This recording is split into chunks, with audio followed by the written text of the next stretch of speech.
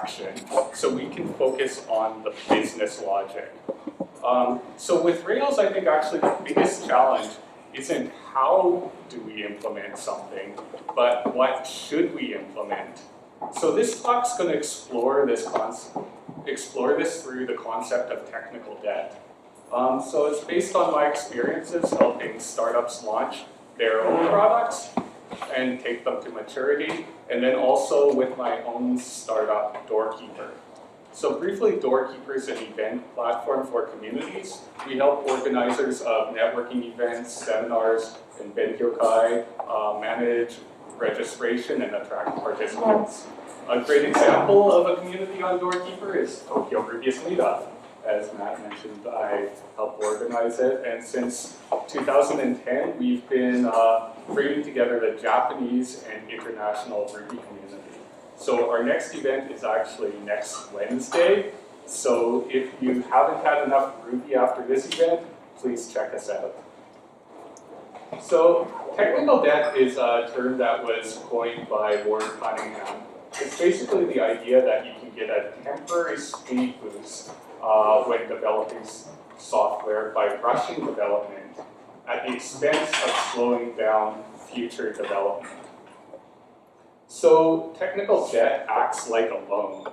With a loan, you can borrow money to accomplish something faster than you otherwise could. And then with technical debt, this is like the initial boost to development you get. But once you borrow the money, you need to pay interest on it. So with technical debt, this is how future development is slowed down. Then if you pay down the principal of the debt, the interest on the loan will get smaller. This is similar to refactoring your code, where you're spending time to improve the code to speed up future development. So like financial debt, technical debt can be a useful tool. Sometimes the short-term gains you get from it outweigh the long-term consequences. However, just like taking on too much financial debt, it can lead to bankruptcy. So if you let too much technical debt accumulate, your product will collapse under the weight of it and your development will slow to a crawl. So if you've ever started a new Rails project, you know the wonderful feeling of working on a product with no technical debt. The first Rails demo video showed how to build a blog in 15 minutes. When you're first starting building an application, you can develop new features at incredible speed. There's no need to worry about the impact on existing users or cleanly migrating data or avoiding downtime.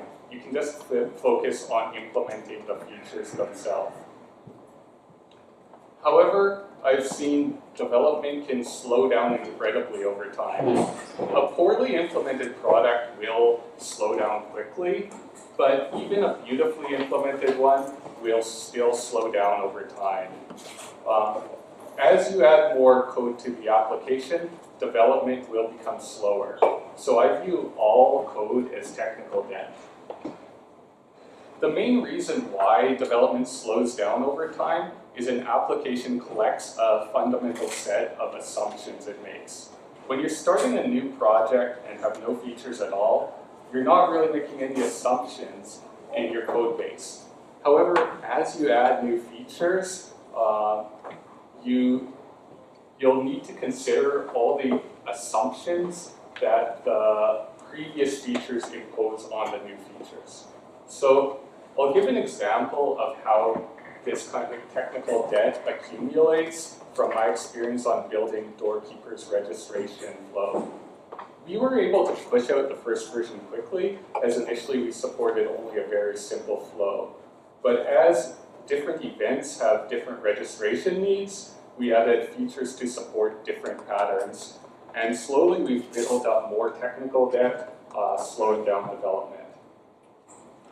So we started by helping a local networking event, Mobile Monday Tokyo, issue QR code tickets to participants to allow them to quickly check in hundreds of people to their event. So previous to us, they had been just using a form on their website. And so we implemented something quite similar to that. in the first version, you couldn't do much more than register for an event and cancel your registration.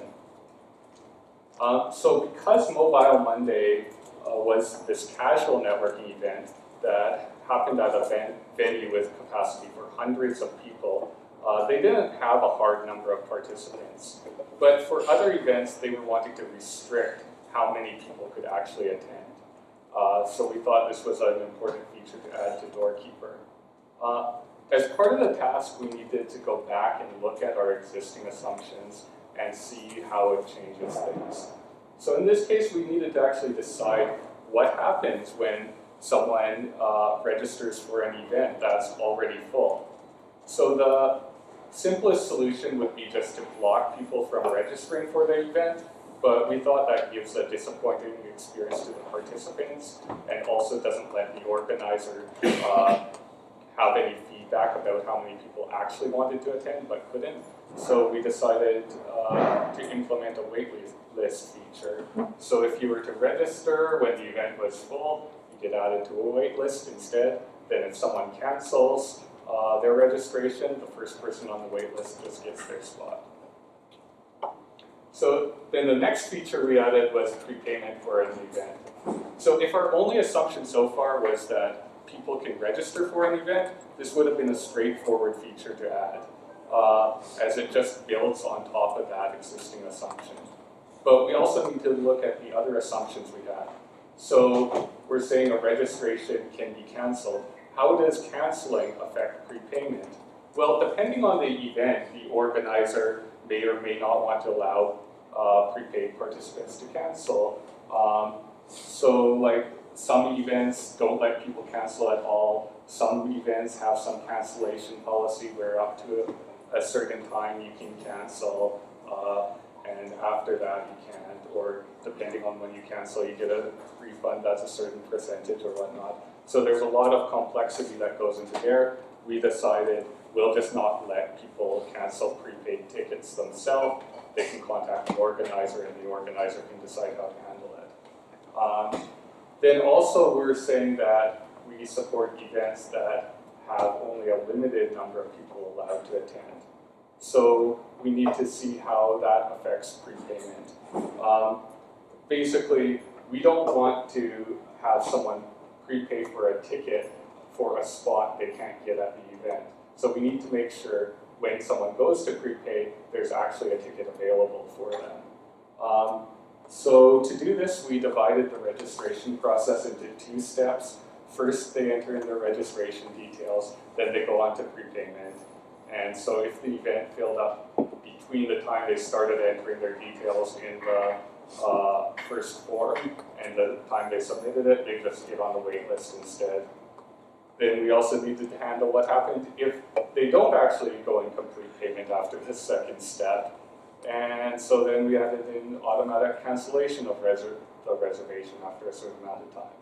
And then we also needed to look at what happens when someone's been on the wait list for a prepaid event and the spot becomes available to them. No longer can we just issue tickets to them directly. They need to come back to their site and complete payment on our site.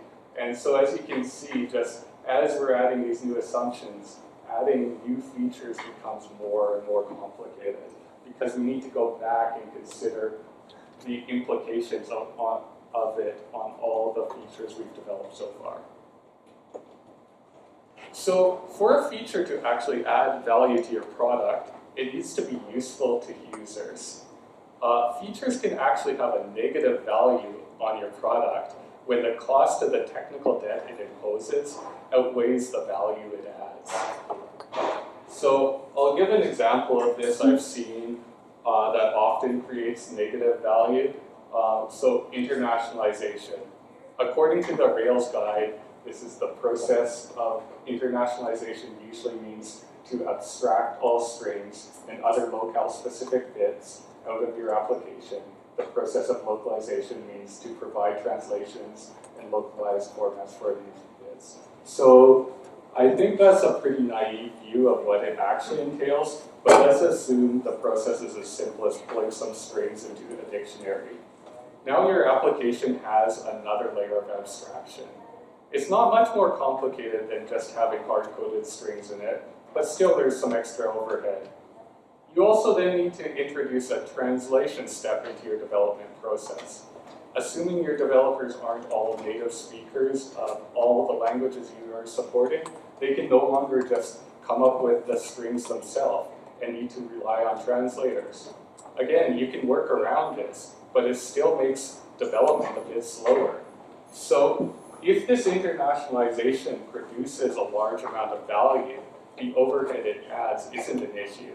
But I often see products that just do a half-assed job of it and just hope people from other countries will start using their product. But that's not really how it works. Unless you're willing to invest in doing a good job of the internationalization and actually have a marketing strategy behind it, it's not going to create any value. So then you end up with a feature that's just creating more technical debt than is actually generating value. And so as developers, I think we need to ensure that the features we're adding to our product are valuable. The value of software comes from usefulness to the user, not the quality of our code.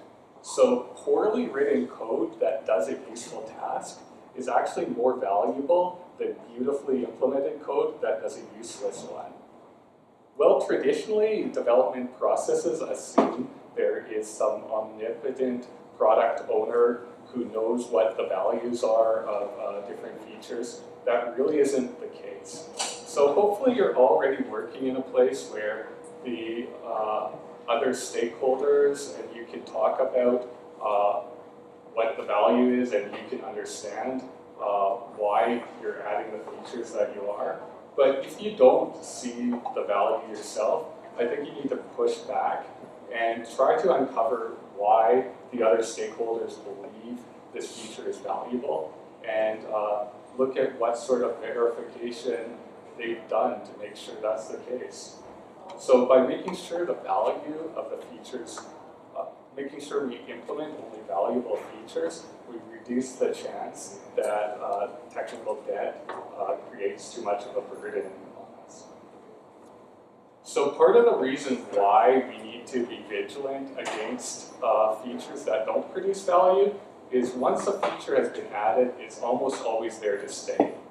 Even when it becomes apparent that a feature is no longer producing value, the value that we anticipated, the typical approach is really just to do nothing. So part of this is like the sunk cost fallacy, that we think in the future maybe it will produce some value, so we just leave it there. But then there's also this legitimate reason for doing nothing. Actually, removing a feature also has a cost. There's a cost in the development it takes to remove it cleanly, and then also potentially upsetting the few existing customers who are using it. So because of this, once a feature is added to a product, it's almost always there to stay. So you really want to make sure a feature is going to be valuable before you add it. So the only surefire way of avoiding technical debt is not to write any code in the first place. As developers, our first instinct is to solve a problem by coding, but that's not always the best strategy. So oftentimes we need to push aside that instinct. So a personal example for me was I'm running this mailing list that helps international developers find jobs in Japan. I started by just posting jobs I came across, but eventually I had enough success stories that I figured companies would be willing to pay for it. And as part of this, I wanted to provide the companies with some basic screening of applications. So to do that, I started by building a screening system using Rails. However, after about a day of development, I realized that making a system that worked better than just having the candidates send emails was quite complex. I needed to basically replicate all the functionality of email, like having attachments, communication between candidates and the companies, and so on. What's more, I need to track that the system is actually up and running with monitoring and whatnot. So what I realized is I really just needed a way to moderate the emails before they went to the companies. So instead of continuing down the path of building some system for doing this, I just used the groups feature of Google Apps to set up a mailing list for each company, because that has a built-in feature where you can just approve emails before they get sent out. So this wasn't really the optimal technical solution and has a number of limitations behind it, but ultimately I realized the value I was creating wasn't about the technology, and my time was better spent on helping companies write effective postings and helping candidates write effective applications. So I think this especially applies to developers who are wanting to start your own business. Rather than just going out there and starting to write code, see how far you can get with your business before you write a single line. So a technique for reducing technical debt when adding a new feature is to try and work within the existing constraints of an application rather than adding new assumptions to it. So another example from Doorkeeper. So for in Doorkeeper, an organizer of an event can send messages to participants. We encouraged the organizers to send reminders to the participants, but sometimes the organizers would forget or they'd be too busy or whatever, so they wouldn't get sent out. On the other hand, we had some other organizers who were sending customized reminders where they had like lots of details about what to do on the day of the event and whatnot. So as a new feature though, we wanted to make sure participants would always get a reminder about the event. And we didn't want to have to rely on the organizer manually sending out some message to participants.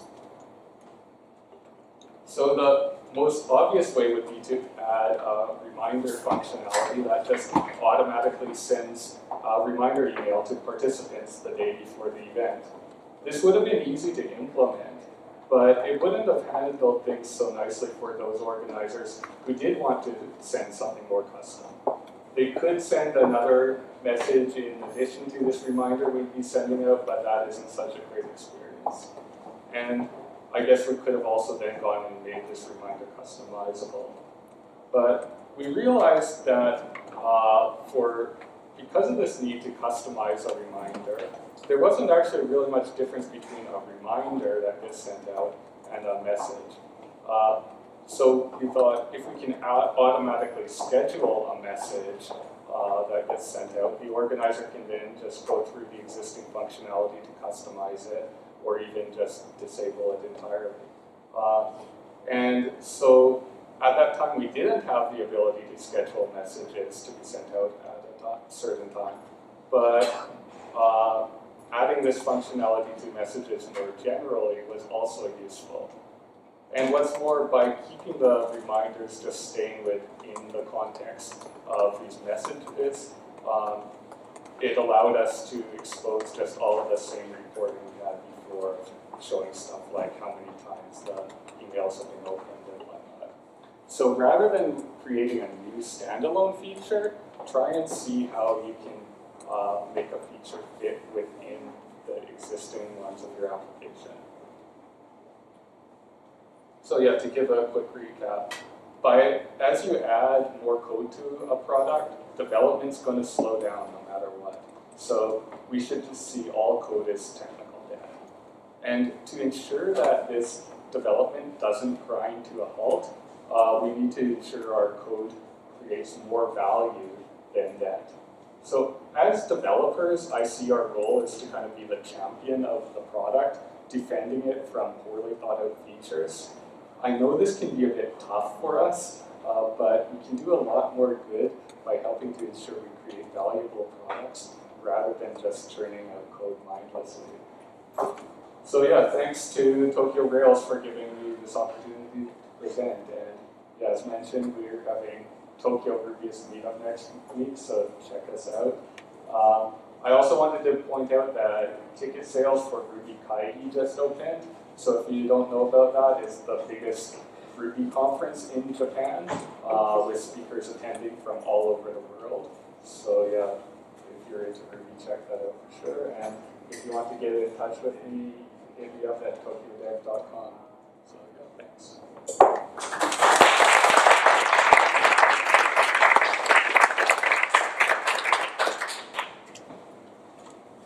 Did you want to take questions? If anyone has any questions or wants to discuss this more generally.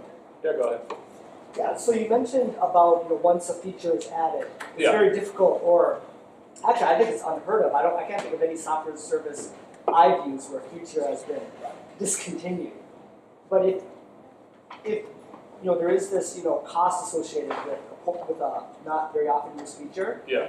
do you think that could potentially be something in the future where companies will actually remove features? Is it more like a psychological thing? They're afraid of a customer backlash, maybe unnecessarily, or is maybe there, if you more rationally, that could be the rational choice to remove a feature? Just want to get your opinion. Yeah, so that's something I didn't go into, but I think you're right that a lot of it is also a psychology thing.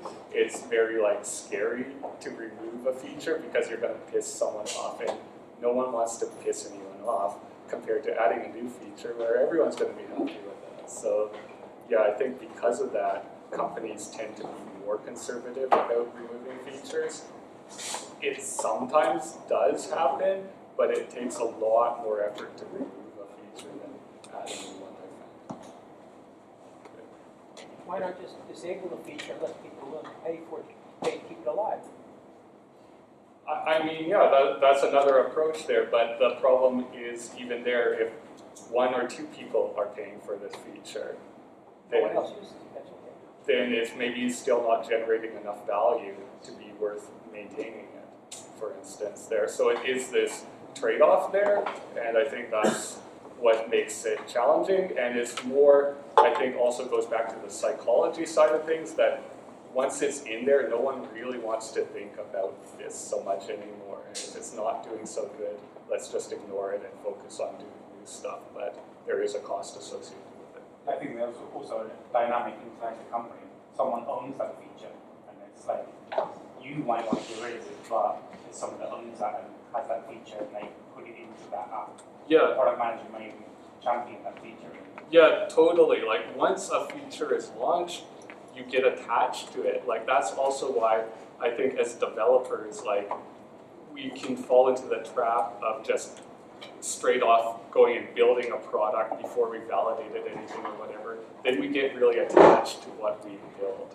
And so, yeah, I think that can be totally a trap.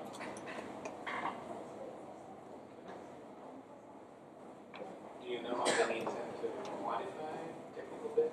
Because you mentioned earlier it might be a good option to sometimes team. Yeah, so I think it's just really hard to do, already estimating how much it's going to cost to develop something in the first place is very difficult to do as developers, but now we're talking about predicting what the future effects on a system are when we don't even know what those effects are going to be. So I think it can be challenging to quantify it, but rather than quantifying it, I just say maybe try to think about, is this feature, do you see potential for this feature you're being asked to add of creating more technical debt relative to some other things? So sometimes it is obvious that something will create relatively a lot of debt. Sorry. Go ahead. I think that there was a metric that said what the fact per minute. So when reviewing code, if people say what the fuck a lot of times, it means that the code has a lot of technical debt. Yeah. Go ahead. One way you can kind of do this is instead of just thinking about the feature in terms of technical debt, if you do user testing ahead of time, you kind of make assumptions ahead of time and then actually have users use it and see if you validate your assumptions and try to get feedback that way. And that's kind of one way that you can validate, does this feature make sense in the context that we're doing it? And a lot of companies fail to do the user testing part.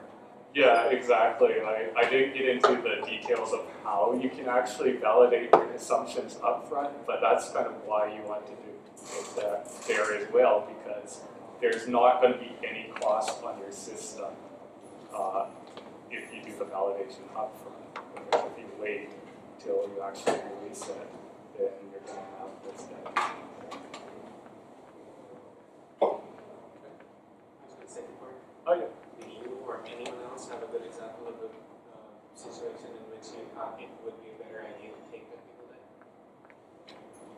sacrifice long-term maintainability for short-term gain? I mean, okay, I think one good example is like when you're doing like a prototype or you're doing some kind of experiment there. As long as you're going into it with the idea that like I don't know if this is going to quite work out or not, then I think it's okay to take on this technical debt. I think the key point, like Ward Cunningham actually came up with this idea as a way of explaining refactoring to, I guess, the other people on the project and why refactoring was a necessary task. And so that's kind of why he came up with this metaphor. So I think if you're going to take on technical debt, you should also have some sort of plan on when you're going to do this refactoring. Yeah. I guess like it's if you need the validation and you need it to be in production to get that validation. So you have to actually implement the feature and then you can do user research to make this element that needs real world data to do the validation. Over-engineer a feature that's not yet validated. There's a problem of saving face as well. People don't like to accept their mistakes. And nothing happens. I mean, you can make an assumption and this assumption can be wrong. But in the companies, people have problems to accept that this assumption was wrong. Yeah, so that's why like trying to take as scientific approach as possible is good. Like that's why I argue against like some development processes. It just feels like the product manager is deciding things arbitrarily. Now that may or may not be the case, but I think it helps if you spell out explicitly like what have I done to validate this? Why do I believe this feature is worth this? What do I think adding this feature is going to do to our product? Like, what's the anticipated result? So if you can kind of phrase it in terms of experiments, then you can move a bit away from the psychology side.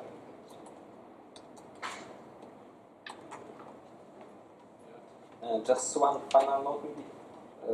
Paul was helping a lot in web for like refactoring stuff, and I think it's much easier to remove some features for someone who just come to the company and just like, I don't think it's needed, and he just did it.